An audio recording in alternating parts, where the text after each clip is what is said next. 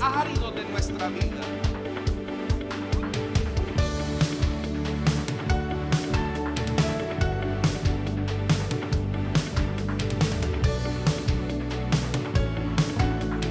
En la continuación de los Áridos de nuestra vida.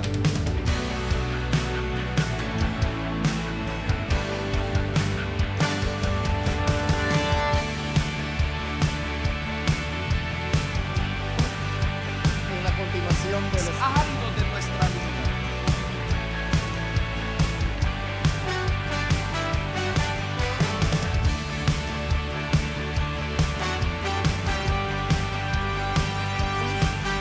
en la continuación de los Áridos de nuestra vida.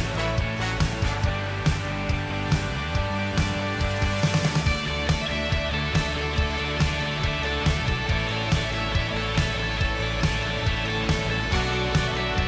la continuación de los Áridos de nuestra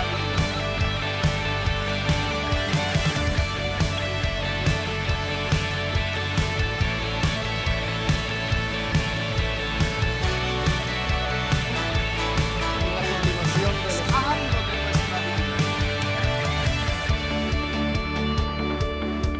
nuestra vida.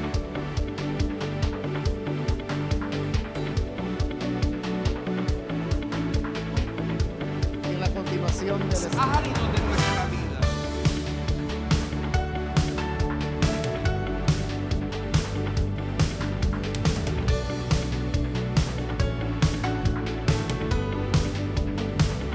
en la continuación de los Áridos de nuestra vida. Vamos a aprender de ella. Todo esto, Señor, lo suplicamos en el nombre de Jesús. Amén y amén. Amén. Hermano, vamos a abrir la Biblia en el libro de Apocalipsis. Apocalipsis capítulo número 20.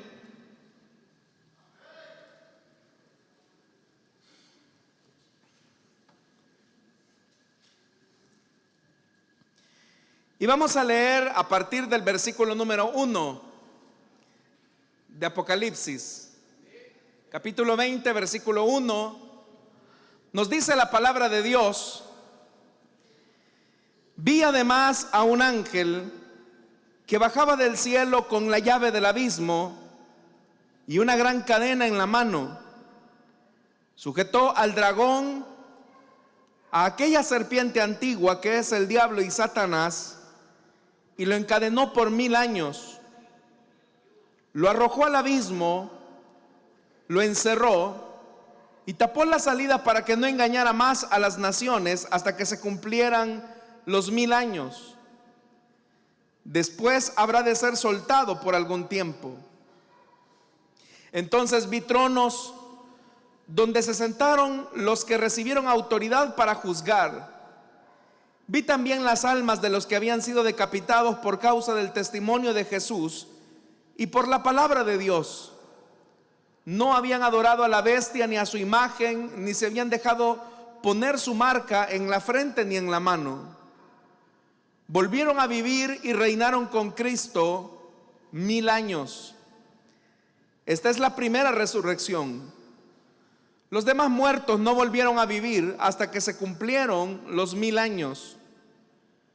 Dichosos y santos los que tienen parte en la primera resurrección. La segunda muerte no tiene poder sobre ellos, sino que serán sacerdotes de Dios y de Cristo y reinarán con Él 1000 años. Cuando se cumplan los 1000 años, Satanás será librado de su prisión y saldrá para engañar a las naciones que están en los 4 ángulos de la tierra, a Gog y a Magog, a fin de reunirlas para la batalla. Su número será como el de las arenas del mar. Marcharán a lo largo y a lo ancho de la tierra y rodearán el campamento del pueblo de Dios, la ciudad que Él ama. Pero caerá fuego del cielo y los consumirá por completo. El diablo que los había engañado será arrojado al lago de fuego y azufre, donde también habrán sido arrojados la bestia y el falso profeta. allí serán atormentados día y noche por los siglos de los siglos. Amén. Hasta ahí dejamos la lectura, hermanos. Tengan la bondad de sentarse, por favor, esta noche. En la última oportunidad, hermanos, cuando estuvimos considerando las doctrinas básicas, veíamos lo que se conoce como el final del periodo que se conoce como de gran tribulación. Un periodo de 7 años dividido por 3 años y medio de paz mundial, de una consolidación política en torno a la primer bestia, a la que nosotros conocemos popularmente con el nombre de Anticristo. Y la segunda mitad de este periodo de gran tribulación propiamente dicho, que es el de la persecución que la bestia y el falso profeta tendrán hacia Israel y también hacia todos aquellos que se opongan al sistema de la bestia. Al finalizar ese periodo de gran tribulación, veíamos cómo se produce lo que vimos también en la última oportunidad como la segunda venida de Cristo, diferente al arrebatamiento de la iglesia. Decíamos que en el arrebatamiento de la iglesia este será un evento imperceptible por la humanidad, porque será en un abrir y cerrar de ojos, y el Señor, por decirlo de alguna forma, no va a pisar la tierra. Pero en la segunda venida de Cristo, ahí sí, el Señor viene, y viene precisamente para ponerle fin al gobierno político de la bestia y así inaugurar lo que se conoce como el reino milenial de Cristo, que es lo que vamos a hablar en esta ocasión. El libro de Apocalipsis entonces nos coloca, hermanos, frente a la verdad que al finalizar el periodo de gran tribulación se inaugura este proceso con la venida de Cristo de un reino milenial literal, de un reino perfecto. Pero para que esa época de reino perfecto llegue completamente a toda su dimensión, es importante erradicar el mal desde la raíz. Y por eso es que nos dice el versículo número 1 que una vez el Señor ha puesto en su lugar a todas aquellas naciones que se rebelaron contra el Cordero de Dios, dice que lo que procede es el arresto de Satanás, porque en el verso 1 dice: vi además a un ángel que bajaba del cielo con la llave del abismo y una gran cadena en la mano. Cuando se habla aquí de la llave y de la cadena, obviamente que no estamos hablando, hermanos, de elementos literales, sino que estamos hablando de elementos simbólicos que nos recuerdan la fuerza. Porque ¿qué es la llave? La llave es un símbolo de autoridad. La llave es un símbolo de propiedad. Pero ¿qué es una cadena? La cadena habla de fuerza. Entonces, ¿qué se le dio a este ángel? Dice que se le dio la llave del abismo y una gran cadena en la mano.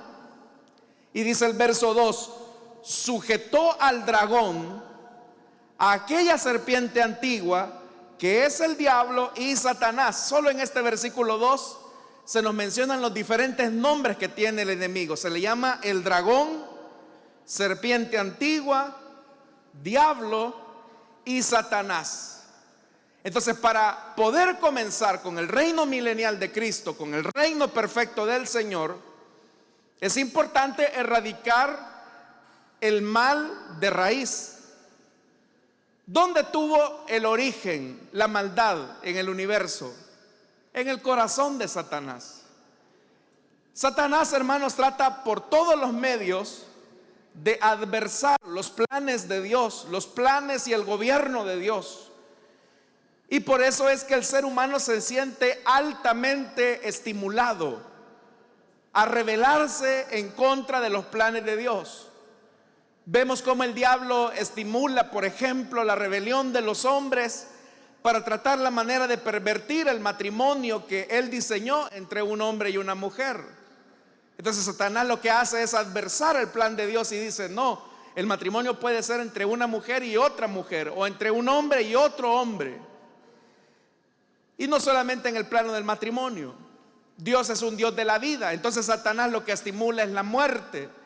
Y él trata por todos los medios de que el hombre exacerbe hasta el máximo las posibilidades de tortura y de muerte hacia otro hombre. Dios, hermanos, es un Dios de abundancia, es un Dios de justicia.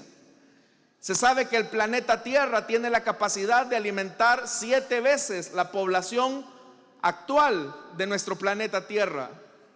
Es decir, que no habría hambre en el mundo si se hiciese una distribución equitativa de la riqueza.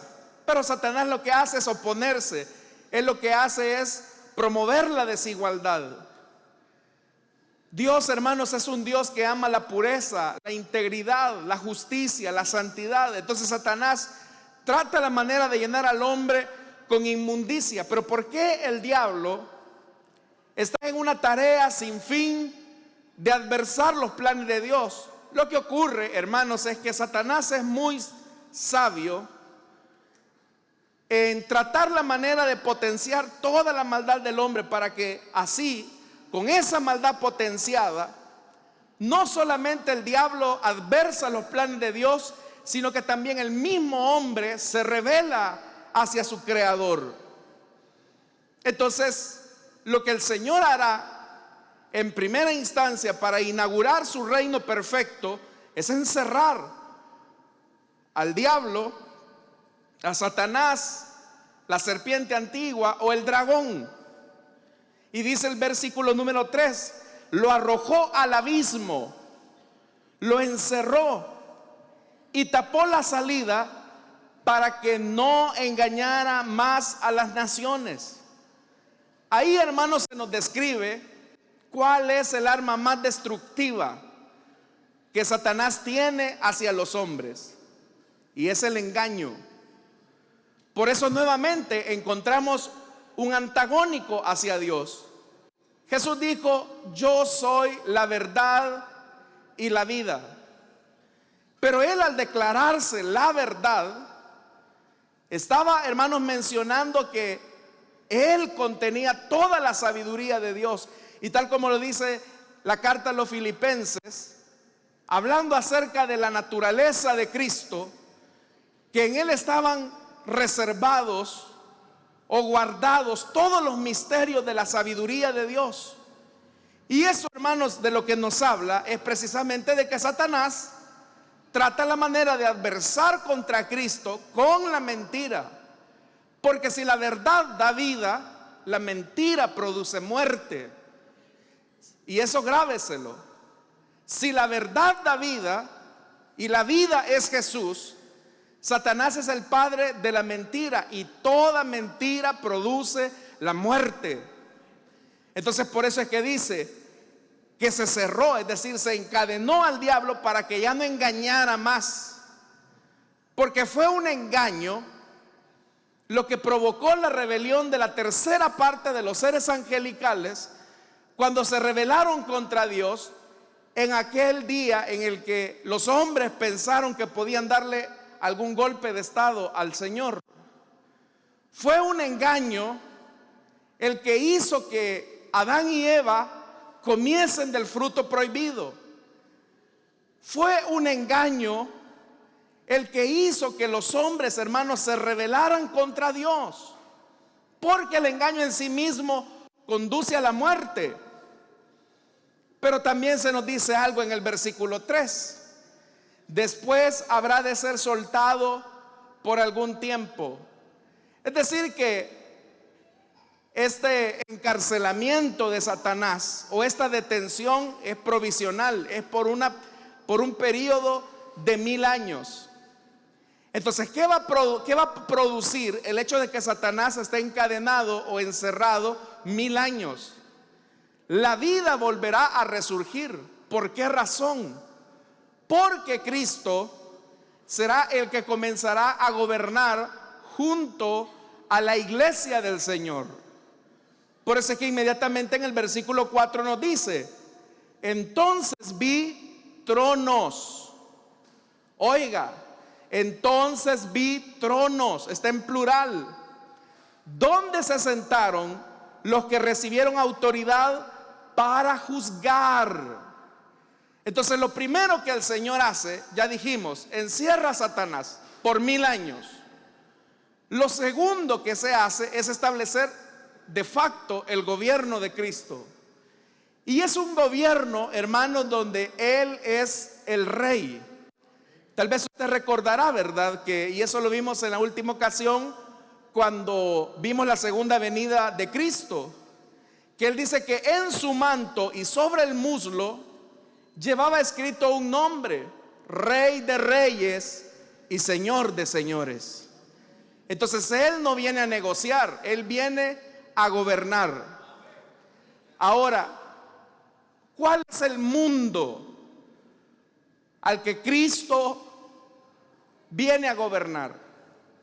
Un mundo herido por el pecado, un mundo herido por la muerte, herido por la enfermedad. Y todo eso ha sido así: la muerte, la enfermedad, la violencia, la corrupción, la injusticia.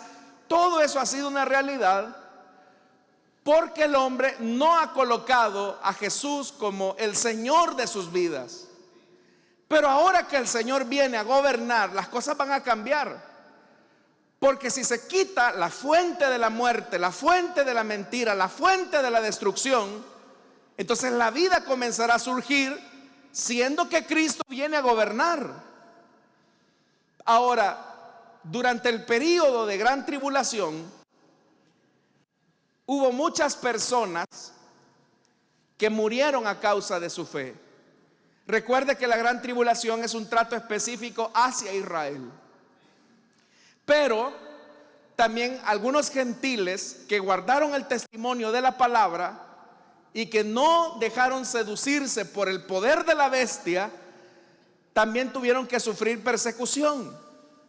Entonces el Señor Jesús hace lo que se conoce acá como la primera resurrección, y es lo que dice en la segunda parte del verso 4: vi también las almas de los que habían sido decapitados por causa del testimonio de Jesús y por la palabra de Dios, y que no habían adorado a la bestia ni a su imagen, ni se habían dejado poner su marca en la frente ni en la mano. Y dice: volvieron a vivir y reinaron con Cristo 1000 años. Entonces, el Señor, hermanos, le devuelve la vida a aquellos mártires que murieron a causa del testimonio.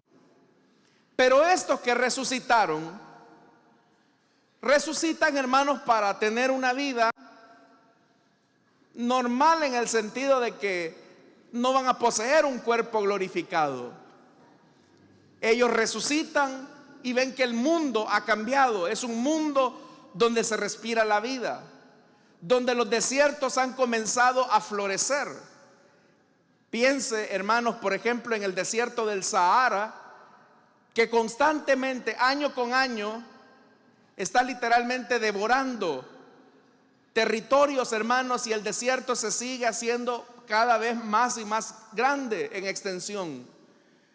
Pero ahora ver esos desiertos que comienzan a florecer cuando hay bosques, cuando quizás el continente más empobrecido como el África comienza a resurgir, comienza, hermanos, a embellecerse, porque la presencia de Dios embellece todo. Cuando Dios llega, aquello que era un desierto, un sequedal, se convierte, hermanos, en vida abundante. Nuevamente el sueño de Dios se hace realidad, de poder convivir con los hombres.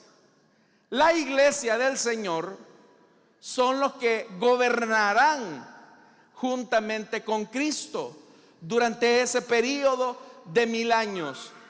De tal manera, hermanos, que el Señor le va a delegar una parte de su reino, una función dentro de su reino, a todos los creyentes. Funciones administrativas, es verdad, pero funciones, hermanos, que garanticen el hecho de que exista completa perfección en el reino milenial de Cristo. Obviamente que a estas alturas del camino, ya los cuerpos de la iglesia serán cuerpos glorificados, donde tendremos la mente de Cristo para poder administrar como que Cristo estuviera, hermanos, administrando cierta área. Yo no sé si usted se ha puesto a pensar en esto, pero le hago una pregunta. ¿Qué hombres de Dios aparecieron cuando Jesús se transfiguró frente a sus discípulos? ¿Quiénes fueron los que aparecieron? ¿Quiénes? Correcto. Pero ¿cómo sabían los discípulos que eran Moisés y Elías? ¿En qué momento se presentaron ellos? Lo que ocurrió es que en ese momento de la transfiguración el Señor les abrió la mente a los discípulos para que pudieran ver la gloria de Cristo, pero también para que ellos identificaran quiénes eran esos hombres. Entonces, el tener un cuerpo glorificado en el reino milenial de Cristo, hablo de la iglesia del Señor, de la esposa del Cordero, habla que nosotros también tendremos la mente de Cristo. Y ya nosotros, hermanos, no tendremos deseos de pecar, ya no habrá en nosotros una lucha por hacer lo correcto. Nuestro único anhelo será servir al Señor, hacer su voluntad, deleitarnos en su presencia.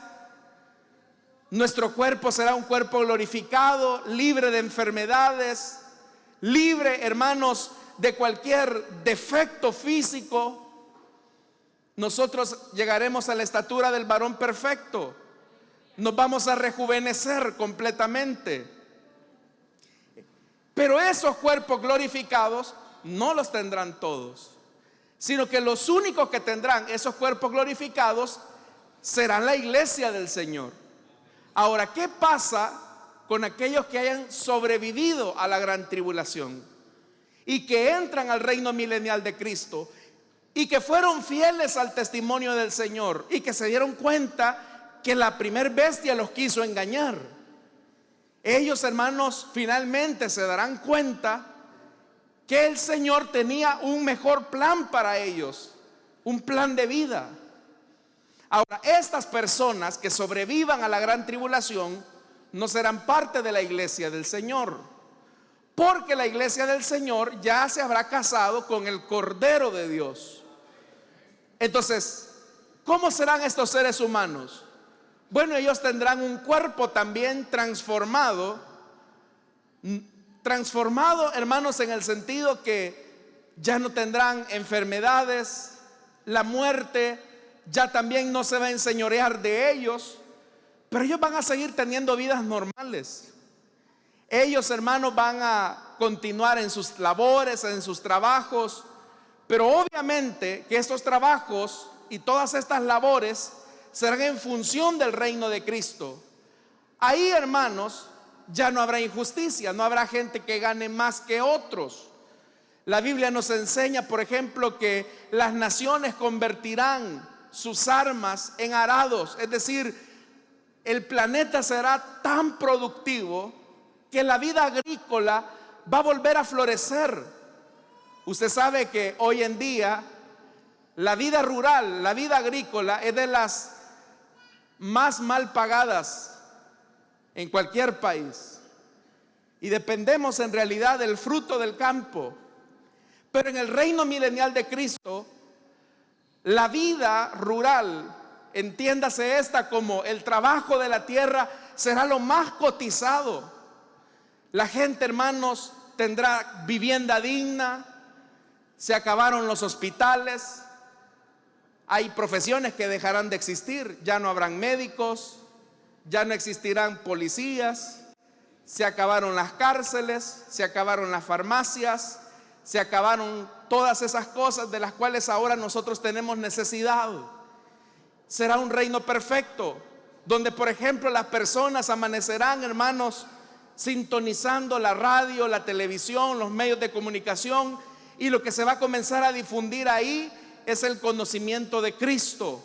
Cada día las escuelas, hermanos, los centros de formación de nuestros niños, todo será alrededor de Cristo. Porque los que hayan sobrevivido a ese periodo de gran tribulación, ellos van a seguir con su vida normal. Van a seguir teniendo hijos en ese periodo del reino milenial de Cristo. Dice la Biblia que apenas el que haya llegado a los 100 años será apenas un adolescente, un niño. Yo no sé cuántos niños hay acá en la casa del Señor. Pero hoy a nosotros, hermanos, ya decimos 40, 50, ya se nos notan los años, ¿verdad? Pero miren, el reino milenial de Cristo habrá una juventud donde la Biblia nos describe en el libro del profeta Isaías que incluso la naturaleza estará en armonía. Ya no habrán ríos contaminados, ya no habrán, hermanos, la ferocidad de los animales. Será un reino equilibrado. ¿Qué es lo que hace el balance en la vida? Es el gobierno de Cristo. Lo que le pone armonía, lo que le pone balance a la vida es que Cristo esté gobernando en la vida del hombre. Y eso precisamente es lo que la gente va a ver. Ahora, como ya le dije, durante ese periodo, los que hayan sobrevivido a la gran tribulación van a seguir con su vida. Y parte de esa vida es que ellos van a seguir teniendo sus hijos. Pero esos niños que no conocieron este mundo que usted y yo conocemos, le van a preguntar a los sobrevivientes: ¿y cómo era antes la vida? Antes de que Cristo gobernara, ¿cómo era la vida? Bueno, habían guerras. Y los niños van a preguntar: ¿y qué es una guerra? Que una nación atacaba a otra nación con armas, con tanques, con bombas. ¿Y qué es una bomba? ¿Y qué es una bala? ¿Y qué es una pistola? Y claro, hermanos, se les va a enseñar cómo era el mundo de negro y destructivo, como lo es ahora. Pero esos niños solo van a tener conocimiento de eso nada más. A los niños también se les va a explicar que habían enfermedades y que había una profesión de medicina en sus diferentes especialidades que trataba la manera de paliar las situaciones de salud de los hombres. Pero los niños nunca van a enfrentar una enfermedad, porque será un reino perfecto. Porque recuerde, la enfermedad vino como resultado del pecado, de la mentira del diablo que les hizo creer que ellos serían dioses al vivir al margen de Dios. Ahora que Satanás está apresado, las enfermedades ya no habrán más. Se acabaron los reumas, se acabaron las insuficiencias renales, se acabó el cáncer, se acabó todo, porque en el reino milenial de Cristo todo estará en perfecta armonía, porque Cristo es el que gobierna, Cristo es el que establece su justicia. Entonces todos estos niños van a crecer en eso. ¿Cómo se imagina usted que va a ser la vida en la ciudad? Bueno, por lo menos, hermanos, la iglesia del Señor, al tener cuerpos glorificados, no vamos a depender del transporte como lo hacemos ahora en día. Tal vez usted recuerde, hermanos, cuando Felipe, dice la Biblia, que fue traspasado de un lugar a otro, trasladado de un lugar a otro por la acción del Espíritu Santo. Esa facultad, hermanos, de moverse a una velocidad increíble, habla de la transformación también del cuerpo. Entonces, hermanos, nosotros no vamos a tener necesidad de transporte. ¿Se imagina cuando un ángel se puede mover de un lado hacia el otro, hermanos, de forma tan rápida? Y la Biblia dice que nosotros seremos semejantes a ellos. Eso habla, hermanos, de un desplazamiento en el planeta que uno hoy no se lo imagina. pero las demás personas sí tendrán esa movilidad. Pero ¿cómo será el tráfico en el reino milenial de Cristo? Una cosa le puedo asegurar: se acabó toda contaminación. Pero ese reino tan perfecto, en donde todo gira alrededor de Cristo, ya no habrán, hermanos, estos edificios llamadas locales, porque la gente irá a ver al Señor cara a cara para adorarlo. Ahí, hermanos, será la vida, una vida de entera consagración. Obviamente que algunos de estos niños van a despertar a su curiosidad de maldad, pero en el reino milenial de Cristo no se va a permitir la maldad ni el pecado. Si hubiese alguna transgresión de la ley perfecta de Dios, eso va a ser castigado en el momento. No habrán, hermanos, concesiones hacia la maldad. Pero en ese reino tan perfecto, tan ideal, recordemos lo que acabo de decir: Satanás ha sido hecho prisionero. Pero mire cómo es la naturaleza del hombre y la naturaleza de Satanás.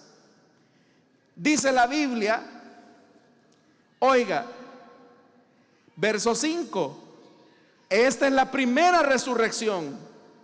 Los demás muertos no volvieron a vivir. Es decir, aquellos que se plegaron al régimen de la bestia. Esta es la primera resurrección. Los demás muertos no volvieron a vivir hasta que se cumplieran los 1000 años. Dichosos y santos los que tienen parte en la primera resurrección. La segunda muerte no tiene poder sobre ellos, sino que serán, esta es nuestra función, sacerdotes de Dios y de Cristo. Y que dice, y reinarán con él, ¿cuánto? 1000 años. Es un reino milenial.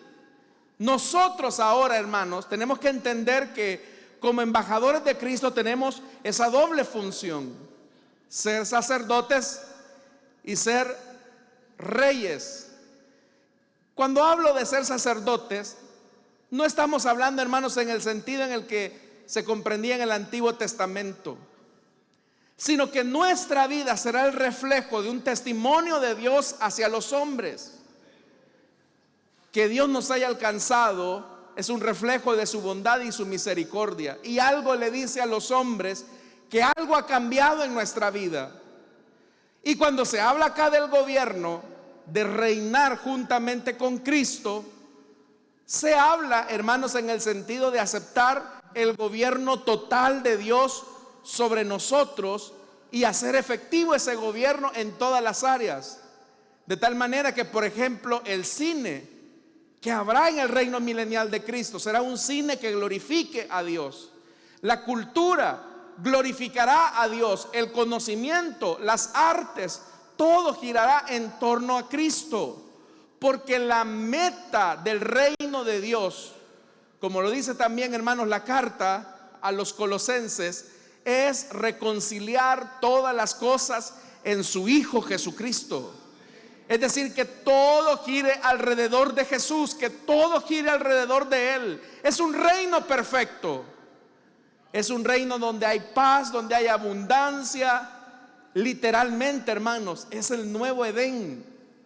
Es un Edén pleno, completo, donde la gente podrá ver al Señor, donde la gente podrá ver a la iglesia, donde habrá una armonía. Pero ¿cuál es la clave? Haber sacado a Satanás del encuentro. Hoy en día Satanás todavía sigue haciendo sus fechorías. Cuando uno ve, hermanos, cosas tan sangrientas, cosas que a uno hasta le paran los pelos, como decimos, uno dice, ¿cómo es posible que hayan personas con tal lujo de barbarie para cometer semejantes crímenes? No dude que detrás de eso está el mero diablo. Detrás de esos asesinatos, detrás de esa muerte, detrás de esa forma tan vengativa que tienen los hombres para ensancharse contra otros, Satanás estimula esa maldad. Pero si ahora hemos quitado a Satanás del espectro, entonces todo es una armonía, porque Cristo está en el centro, gobernando con autoridad. Pero ¿qué va a pasar al final de los 1000 años? Vea lo que dice el verso 7. Cuando se cumplan los 1000 años, Satanás será liberado de su prisión. Y acá es donde la gente se pregunta: hermano, pero si el Señor sabe que el diablo es diablo, ¿por qué no lo dejó encerrado ahí por 1000 años? ¿Por qué? O la gente incluso se hace preguntas tan reduccionistas cuando dice: ¿y por qué no Dios destruye de una sola vez al diablo, pues? Y así se acaba la maldad. Porque vivimos tan bien sin Él. La naturaleza está en equilibrio, la economía está en equilibrio, hay justicia, hay redención, hay paz, hay armonía, hay auténtica adoración a Dios. Pero ahora lo sueltan. ¿Pero para qué lo sueltan? Vea lo que dice el verso 8. Antes de pasar al verso 8, piensa en esto por un momento. Se supone que cuando uno lleva a una persona tras las rejas, el sistema penitenciario está, entre comillas, diseñado para reinsertar a una persona. Pero usted sabe que eso no ocurre. No ocurre en realidad. Es más, hay personas, se sabe que hay personas que luego que purgan su condena, salen con más maldad, salen con más saña. O sea, es como que soltaran, hermanos, a todos los que han agarrado, ¿verdad? Y que son personas, ¿verdad?, que sí han andado delinquiendo y que son personas que sí han violentado la ley. ¿Cómo cree que van a salir? No van a salir contentos, ¿verdad? Entonces, ¿cómo cree que Satanás va a salir después de 1000 años de encierro? ¿Usted cree que Satanás cambió? ¿Cree que Satanás cambió en esos 1000 años? ¿Cree que Satanás pensó y dijo: ¿qué diablo he sido yo todos estos años, hombre? No, hombre, ya no les voy a hacer tanto daño y voy a pedir perdón público. ¿Usted cree que el diablo va a cambiar? No, hermano. La naturaleza de Satanás no cambia. Entonces dice que sale. ¿Para qué? Para hacer lo que siempre ha hecho: engañar a las naciones que están en los 4 ángulos de la tierra. Y acá se menciona, hermanos, la extensión a Gog y Magog, que son como referencias hablando de los 4 puntos de la tierra, a fin de reunirlos otra vez para la batalla. Pero uno diría: bueno, el diablo sale a engañar, pero seguramente los seres humanos no glorificados van a rechazar el mensaje del diablo. Estos niños que nacieron en el reino milenial de Cristo van a rechazar las mentiras del diablo. Les hemos hablado de cómo era el mundo antes y cómo es el mundo ahora, gobernado por Cristo. Pero ¿sabe qué es lo que ocurre? Que así como el diablo no cambia, también, hermanos, si el Señor no transforma a un ser humano, usted le puede quitar su vector de maldad, pero solamente bastará con que se condicionen los ambientes necesarios para que el hombre nuevamente vuelva a mostrar su maldad. Oiga, esta gente no ha conocido las armas, esta gente no ha conocido la muerte, esta gente no ha conocido la enfermedad, esta gente ha tenido el pan sobre su mesa, esta gente, hermanos, ha tenido todo. No les ha hecho falta nada. Es que cuando Cristo gobierna la vida del hombre, no nos hace falta nada. Él es nuestro todo. Pero a pesar de que esta gente lo ha tenido todo, oiga lo que dice la palabra.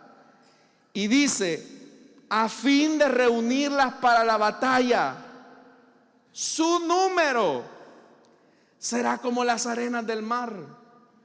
Significa que cuando el diablo salga después de estos 1000 años, va a engañar nuevamente a muchas personas. ¿Y quiénes van a ser estos engañados? Los que nacieron en ese periodo del reino milenial de Cristo, que no conocieron cómo era el mundo antes, pero el diablo es muy astuto. Uno puede imaginar qué es lo que el diablo les va a decir, y ya te diste cuenta que este rey tiene preferencias con esos que se dicen en la iglesia. ¿Por qué ellos tienen cuerpos glorificados y ustedes no? ¿Por qué ellos tienen funciones de realeza y ustedes no? Porque ustedes siguen con su vida normal. ¿Y por qué ellos tienen una vida diferente? Y hay algunos ahí, hermanos, les va a entrar la cosquillita nuevamente de decir: es verdad, si tan humanos, pecadores eran estos, y nosotros hemos vivido bien, no le hemos faltado al rey. ¿Por qué el rey no nos trata de maneras iguales? ¿Y por qué solo ellos pueden sentarse en los tronos para gobernar? Uno puede intuir, porque el modus operandi del diablo casi que no cambia. Él trata la manera de tocar las fibras sensibles del hombre para revelar el corazón del hombre hacia Dios. Pero lo que dice el pasaje es que dice que eran, oiga, su número será, está dando por sentado que se va a engañar, su número será como el de las arenas del mar.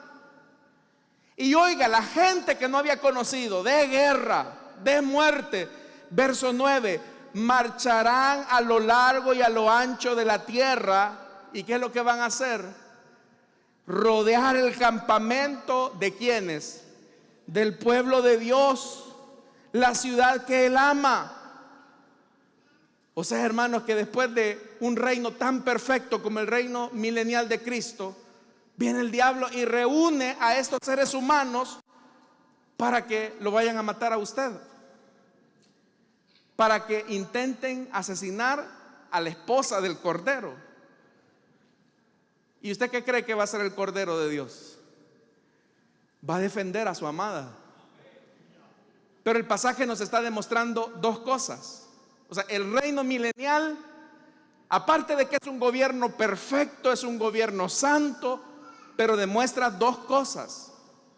Número uno, que la naturaleza del diablo nunca cambia. El diablo no cambia.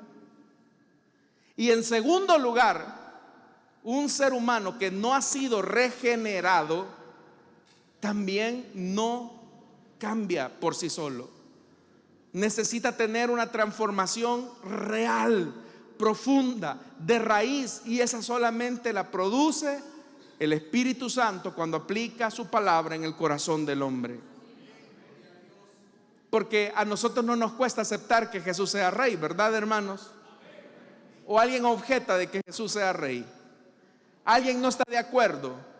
Creo que nosotros, hermanos, estamos enteramente complacidos que Jesús sea el rey de nuestras vidas.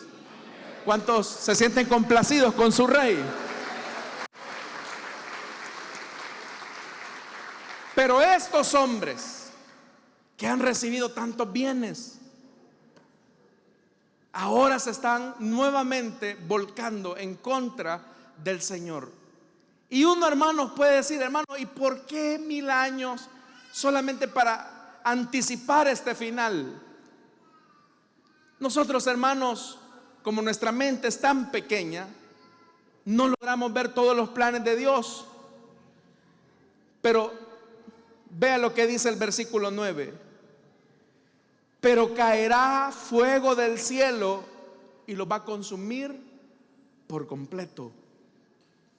¿Se recuerda cuando aquellos ángeles, hermanos y hermanas, fueron a anunciarle a Lot de la destrucción que venía para esa ciudad?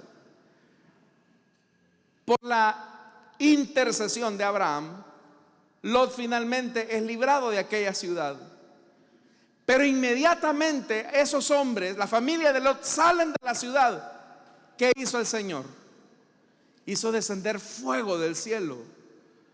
Porque toda impiedad que se revela en contra del Señor ha de recibir su castigo. Y eso es lo que el Señor ahora está haciendo, especialmente cuando quieren atacar a lo que Él ama. ¿Y qué es lo que Él ama? lo ama a usted y a usted. Lo ama. Ha invertido su sangre en usted. Y dice el verso 10 con lo que vamos terminando: el diablo que los había engañado será arrojado. Aquí sí, mire, hoy sí se va de una sola vez a la condenación. Aquí ya no va a volver a salir. Verso 10: el diablo que los había engañado será arrojado al lago de fuego y azufre, donde también han sido arrojados la bestia, el falso profeta, y allí serán atormentados día y noche por los siglos de los siglos. Entonces, a esta altura del camino ya tenemos 3 huéspedes en el infierno: la bestia, el falso profeta y Satanás. Pero no crea que solamente van ellos, hermanos. La próxima semana vamos a ver cómo la mentira finalmente lleva a la muerte a los hombres, a la condenación eterna. Nosotros, hermanos, vivimos en un momento muy especial, porque hoy el mensaje del Evangelio es anunciado. Hoy proclamamos a Jesús como Rey y Señor, y el Señor está listo para perdonar los pecados de todos aquellos que quieran recibirlo.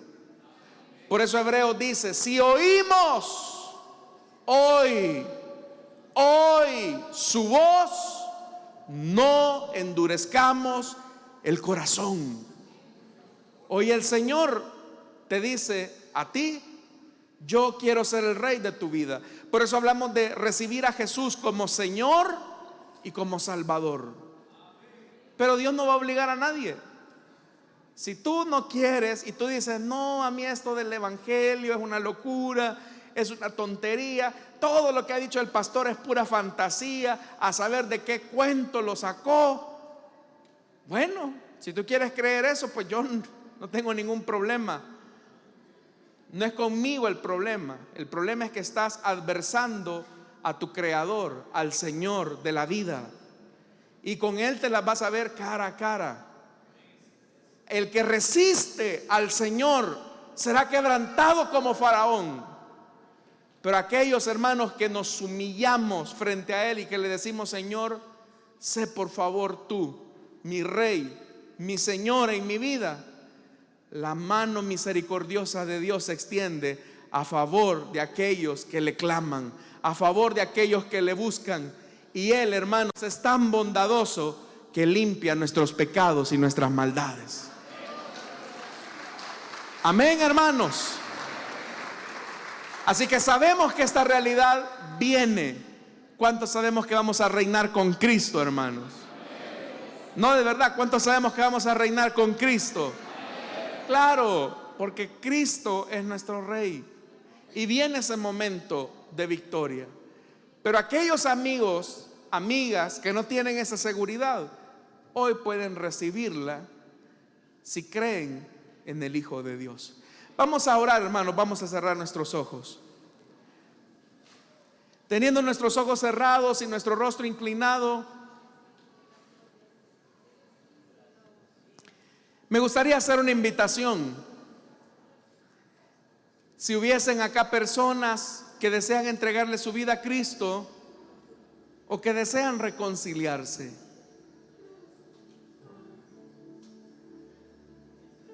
¿habrá alguien esta noche que desee entregarle su vida a Cristo y que desee recibir a Jesús como Rey? La Biblia nos dice que cuando Jesús iba entrando humildemente, montado en un pollino, y la gente decía: Hosana, Hosana. Esa gente estaba reconociendo a Jesús como Rey. Sálvanos, Rey. Pero también hubo gente que lo rechazó y se burlaron de él y lo despreciaron. ¿De cuáles serás tú? ¿De los que le aceptan o de los que le desprecian? Esta noche habrá alguien que desea entregarle su vida a Jesús. o que desea reconciliarse, póngase en pie. Vamos a orar por usted. ¿Habrá alguien esta noche que desea entregarle su vida a Cristo, que desea reconciliarse? ¿Quieres recibir a Jesús como tu Rey? Este es el momento para hacerlo. Vamos, no te vayas de este lugar así como han venido. Puedes comenzar nuevamente.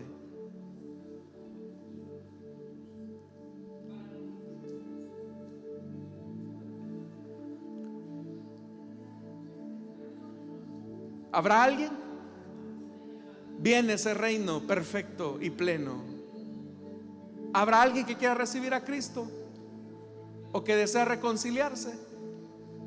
Hago también extensa esta invitación para los oyentes de la radio, para aquellos que no han recibido a Jesús. Únase con nosotros a esta oración. Y si también a través del internet está pendiente de esta transmisión, únase con nosotros. Padre que estás en los cielos, sabemos, Señor, que nos encaminamos hacia la consumación de los tiempos, en donde tú vendrás por tu iglesia, redimiéndola, transformándola. Sabemos, Señor, que vienen tiempos de aflicción para esta humanidad, pero también sabemos que al final de esta historia tú terminarás gobernando. Señor, sabemos que el diablo no cambia, su naturaleza es de continuo hacia el mal, pero también el hombre muerto en sus delitos y pecados no puede cambiar por sí mismo si tú no te revelas. Ahora te pedimos, Señor, que nos ayudes también a nosotros, para que con esmero sigamos predicando tu palabra. Es nuestra petición. Oramos por nuestras ofrendas y nuestros diezmos.